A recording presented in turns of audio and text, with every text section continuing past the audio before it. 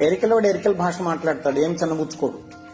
లంబాడి ఆయన లంబాడి భాష మాట్లాడతాడు, గుజరాతోడు గుజరాతీ మాట్లాడతాడు, పంజాబీ పంజాబీ మాట్లాడతాడు, తమిళోడు తమిళ్లో మాట్లాడతాడు. చిన్నబుచ్చుకోడు, వాడు హ్యాపీగా ఫీల్ అవుతాడు. ఇంకాస్త అయితే గర్వంగా కూడా ఫీల్ అవుతాడు.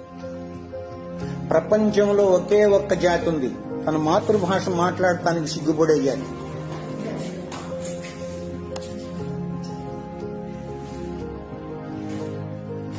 ఏం చేయలేము.